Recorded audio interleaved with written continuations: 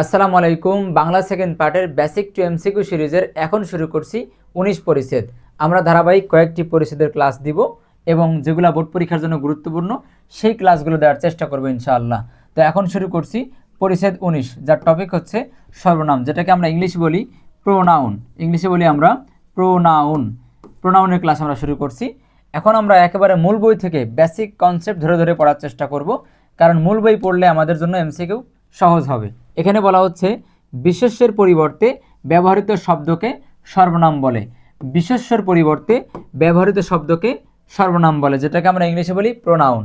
ঠিক যেমনইভাবে নামের পরিবর্তে যা বসে সেটাকে আমরা কি বলি? প্রোনাউন বলি। নাউনের পরিবর্তে যা বসে সেটাকে আমরা কি বলি? প্রোনাউন বলি। যেমন রহিম একজন ভালো ছেলে, তার বয়স 8 বছর।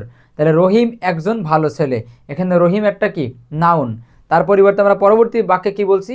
তার বয়স 8 বছর। কার বয়স? রহিমের বয়স। তাহলে পরবর্তী বাক্যে এসে আমরা রহিমের পরিবর্তে তার শব্দটা ইউজ করছি প্রোনাউন হিসাবে। ঠিক যেইভাবে নাউনের পরিবর্তে যা বসে সেটা প্রোনাউন, একই রকমভাবে নামের পরিবর্তে বিশেষের পরিবর্তে যেটা বসে সেটা হচ্ছে সর্বনাম। আমাদের ইংলিশ যেটা প্রোনাউন, বাংলা সেটা সর্বনাম। এরপরে বলা হচ্ছে বাক্যের মধ্যে বিশেষ্যের যে ভূমিকা পালন করে সর্বনাম অনুরূপ ভূমিকা পালন করে। আমরা আগে থেকে জানি নাউন যে কাজটা করে প্রোনাউন একই কাজটা করে, বিশেষ্য যেই কাজটা করে সর্বনাম সে একই কাজ করে। যদি আমরা বাক্যটা লিখি,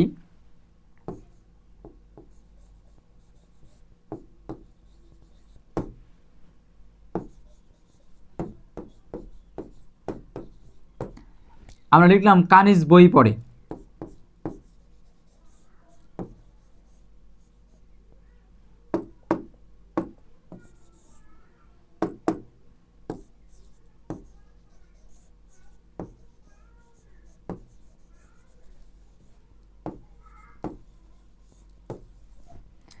আমরা লিখলাম কানিজ বই পড়ে, ঠিক আছে।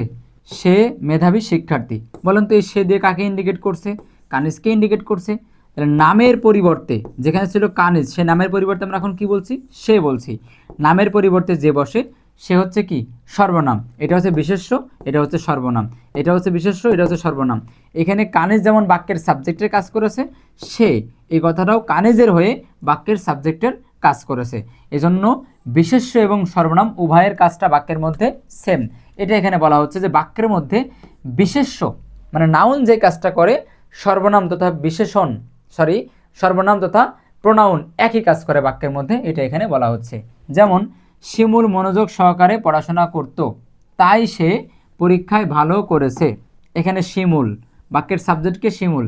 কে পড়াশোনা করত? শিমুল পড়াশোনা করত। কে মনোযোগের সঙ্গে পড়তো? শিমুল মনোযোগের সঙ্গে পড়তো। পরবর্তী বাক্যে কি বলা হচ্ছে? তাই সে পরীক্ষায় ভালো রেজাল্ট করেছে বা ভালো করেছে। সে দিয়ে কাকে বোঝাচ্ছে? সে দিয়ে শিমুলকেই বোঝাচ্ছে। এজন্য এটা হচ্ছে বাক্যের সর্বনাম, যেটা নামের পরিবর্তে বা নাউনের পরিবর্তে বসছে, এটা হচ্ছে সর্বনাম। আর এইটা এবং এইটা দুইটারই বাক্যের কাজ হচ্ছে বাক্যের কর্তা হিসেবে বসবে বা সাবজেক্টের কাজ করবে। আমরা এটা আশা করছি এখান থেকে ধরতে পারবো। আমরা পরবর্তী আমরা দেখব সর্বনামের তথা প্রোনাউনের ক্লাসিফিকেশনটা কি, প্রকারভেদটা কি আমরা দেখব। এখানে বলা হচ্ছে সর্বনামের শ্রেণী বিভাগ। সর্বনামকে নিচের 9টি শ্রেণীতে ভাগ করা যায়। জাস্ট একবার করে দেখে রাখবো, তেমন কোনো চাপ নিয়ে পড়ার দরকার নেই, কারণ এখান থেকে খুব একটা কোশ্চেন আসার সম্ভাবনা নাই। তারপর আমরা রিস্ক নিতে চাই না, পড়তে চাই, ঠিক আছে। সর্বনামকে নিচের 9টি ভাগে ভাগ করা যায়, ঠিক আছে। প্রথমটা কি? ব্যক্তিবাচক সর্বনাম, যেটাকে আমরা ইংলিশ বলি পার্সোনাল প্রোনাউন। পার্সোনাল প্রোনাউন ব্যক্তিবাচক সর্বনাম। ব্যক্তিবাচক সর্বনাম ব্যক্তি নামের পরিবর্তে বসে। ব্যক্তি নামের পরিবর্তে বসে। এই সর্বনাম আবার 3 ধরনের। ব্যক্তিবাচক সর্বনাম ব্যক্তি নামের পরিবর্তে বসে, এই সর্বনাম আবার 3 প্রকার। ব্যক্তিবাচক সর্বনাম ব্যক্তি নামের পরিপ্রেক্ষিতে বসে, ব্যক্তি নামের পরিবর্তে বসে, এই ব্যক্তি সর্বনাম আবার 3 প্রকার। যেমন বক্তা পক্ষের সর্বনাম, শ্রোতা পক্ষের সর্বনাম, অন্য পক্ষের সর্বনাম। যেমন আমি, আমরা, আমাকে, আমাদের, এগুলো বক্তা পক্ষের। এগুলো কিন্তু ব্যক্তিবাচকের ক্ষেত্রে বসছে, ব্যক্তি পরিপ্রেক্ষিতে বসছে, এগুলো কি? ব্যক্তিবাচক সর্বনাম, কিন্তু এরা বক্তার পক্ষ থেকে। একইভাবে তুমি, তোমরা যে শুনছে, তাই না? যেমন আমি বলছি, আমি বক্তা, আপনারা শুনছেন, তাহলে আপনারা বা তোমরা, এটা হচ্ছে কি? শ্রোতার পক্ষ থেকে সর্বনাম। এবং কি রয়েছে? অন্যরা, ঠিক আছে। অন্যরা সে, তারা, তিনি, তারা, এরা, এগুলো যা আছে এগুলো হচ্ছে শ্রোতার পক্ষ থেকে, ঠিক আছে। শ্রোতাপক্ষ ও অন্য পক্ষ সর্বনামকে মর্যাদা অনুযায়ী 3 ভাগে ভাগ করা যায়। মানে সর্বনামকে তার মর্যাদা অনুযায়ী কনসেপ্ট দিতে হয়, ঠিক আছে। সাধারণ সর্বনাম যেমন তুমি এবং সে, যে কাউকে আমরা কমনলি তুমি সে বলতে পারি। মানে সর্বনাম আপনি, যাদেরকে আমরা মান দেই, আপনি সর্বনাম। এবং ঘনিষ্ঠ সর্বনাম তুই, এ, ও ইত্যাদি। তাহলে এই যে শ্রোতাগত দিক থেকে সর্বনাম এবং অন্য পক্ষের সর্বনামকে 3 ভাগে ভাগ করা হয়। মানি, সাধারণ এবং হচ্ছে ঘনিষ্ঠ। সাধারণ বলতে তুমি তোমরা, সবাইকে তুমি তোমরা বলতে পারি আমরা, তুমি তোমরা। আর যখন মানি হয়, সম্মানী হয়, তখন যেমন আমার বাবাকে আমি আপনি বলি, তাই না। আর ঘনিষ্ঠ হলে, একদম কাছের বন্ধু হলে তুই বলি, তাই না। তাহলে মানে মানি সর্বনাম, ঘনিষ্ঠ সর্বনাম এবং হচ্ছে কি সাধারণ সর্বনাম। এই ছিল প্রথম একটা প্রকার। এরপরে রয়েছে দ্বিতীয় নম্বর প্রকার। 2 নম্বর ক্লাসিফিকেশনে বলা হচ্ছে আত্মাবাচক সর্বনাম। কর্তা নিজেই যখন নিজে করছে এমনটা কিছু বোঝায়, যেটাকে আমরা ইংলিশে বলি কি রিফ্লেক্সিভ প্রোনাউন বলি, যেটাকে আমরা নিজে যে জিনিসটা করে স্বয়ং, ঠিক আছে। বক্তা যখন নিজেই নিজের কাজ করে, এমন একটা কাজ করছে যা নিজেই করছে, এই ভাবটা জোর দিয়ে প্রকাশ করার জন্য এইটা ব্যবহার করা হয়। যেমন সে নিজে অঙ্কটা করেছে, এখানে নিজে হচ্ছে স্বয়ং একেই বোঝাচ্ছে, সে মানে তাকেই বোঝাচ্ছে। এই ক্ষেত্রে এটা হচ্ছে কি সর্বনাম, আত্মাবাচক সর্বনাম। এরপরে 3 নম্বর নির্দেশক সর্বনাম, যেটা দিয়ে কোনো কিছু বোঝায়, নির্দেশ করে এইটা ওটা, ঠিক আছে।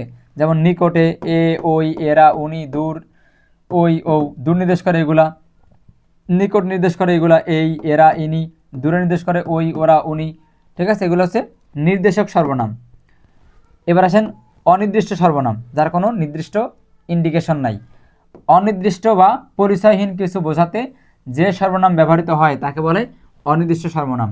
যেমন কেউ, কোথাও, কিছু, কেউ একজন, মানে নির্দিষ্ট নাই, কেউ একজন, কোথাও একটা, কোথায়, ঢাকা, চট্টগ্রাম না বরিশাল, কিছুই না, কোথাও একটা, কেউ, রহিম, করিম, জব্বার, সাত্তার না, কেউ না, কিছু, কত, কিছুই না, মানে এরকম অনির্দিষ্ট কোনো কিছু বোঝাইলে সেটা হচ্ছে অনির্দিষ্ট সর্বনাম। এবার আসেন প্রশ্নবাদক সর্বনাম।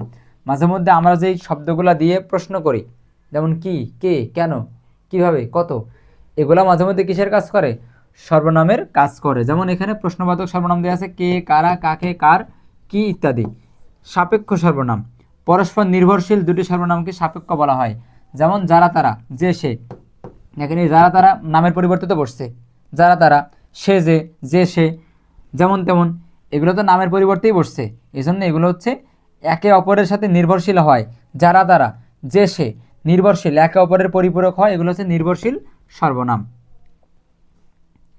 আর 2টা রয়েছে, পারস্পরিক ছিল এটা, সাপেক্ষ ছিল। এবার পারস্পরিক সর্বনাম, দুই পক্ষের সহযোগিতা বা নির্ভরতা বোঝাতে পারস্পরিক সর্বনাম ব্যবহার করা হয়, ঠিক আছে।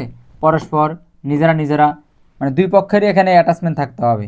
পরস্পর মানে কি একে অপরের, নিজেরা মানে কি নিজে নিজেরা, নিজেরা নিজেরা মানে কি উভয় বিষয় নিজেরা নিজেরা মিটমাট করলো, এখানে যাবতীয় দ্বন্দ্ব নিজেরা নিজেরা মিটমাট করলো। তাহলে এখানে উভয় পক্ষের কি রয়েছে, পরস্পর সহযোগিতাপূর্ণ বা নির্ভরতা রয়েছে এখানে, এটা হচ্ছে পারস্পরিক সর্বনাম। অ্যাট লাস্ট রয়েছে কি সকল বাচক সর্বনাম, ব্যক্তি, বস্তু বা ভাবের সমষ্টি বোঝাতে।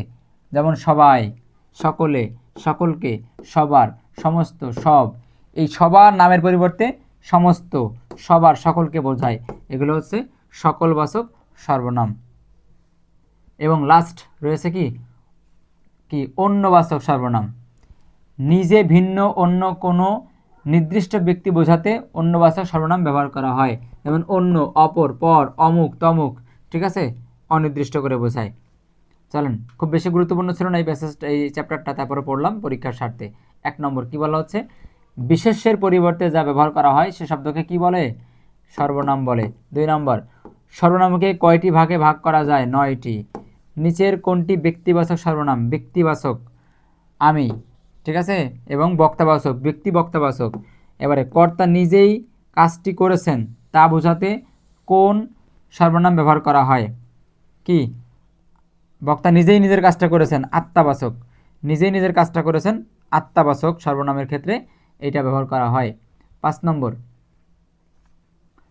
সাপেক্ষ সর্বনামের উদাহরণ কোনটি, সাপেক্ষ, সে যে, নিজে ভিন্ন অন্য কোনো অনির্দিষ্ট ব্যক্তি বোঝাতে কোন সর্বনাম ব্যবহার করা হয়, অন্যবাচক।